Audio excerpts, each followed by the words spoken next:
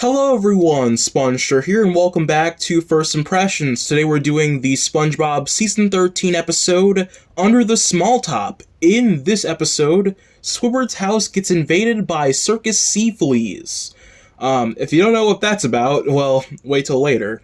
So this is the first episode of Season 13 that I'm reviewing, or covering on this show, because unfortunately, I cannot find the first two episodes of this season on anywhere, on Paramount Plus or on Nick.com for some reason, even though it has the rest of the season on it. The first two episodes are the only ones that can't be found on Nick.com, and the whole season isn't on Paramount Plus. So, yeah, we're just gonna have to skip those for now. So I'm now on episode 3, and this one is actually available, it's unlocked on Nick.com, actually. You don't need a cable, you don't need a cable provider for it, so you can actually just watch this one on Nick's website. So yeah, so Quarantine Crab was kind of disappointing and okay, but it could have been better. This one is genuinely the first great episode on First Impressions. Yeah, we finally did it. We finally found a great episode in Modern SpongeBob, at least for this show. So yeah, it's an episode about Squidward getting tortured. Yeah, that's the funny part. It's a Squidward torture episode, and I really like it. So, basically, these circus sea fleas, they were supposed to be delivered to SpongeBob, but instead they go to Squidward's house, and they just torture him for 11 minutes. It's a really good episode.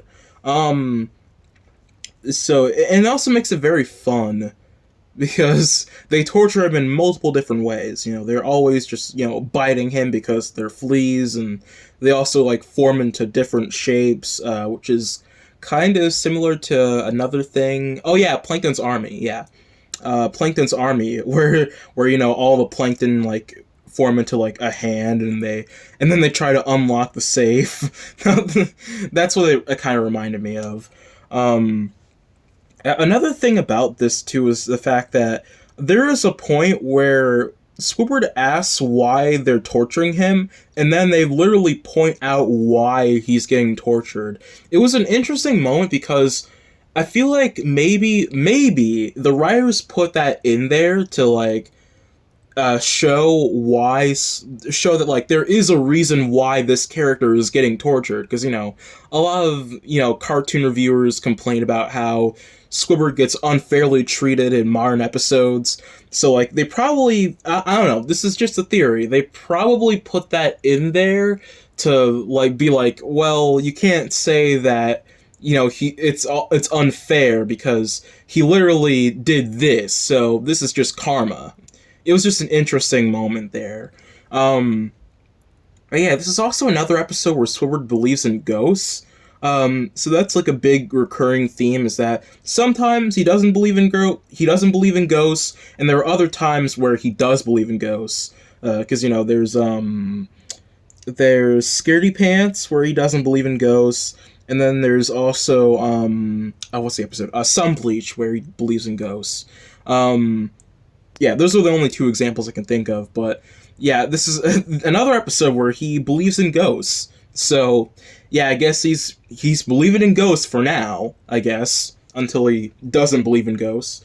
Yeah, this episode is also kind of funny. Yeah, there's the mail scene at the beginning where SpongeBob is waiting for his package, and the mailman goes through a bunch of really good things. He says here's the sweepstake here's that check for that sweepstake you won. It's $1 million check, and SpongeBob just rips it up because he's waiting for his package.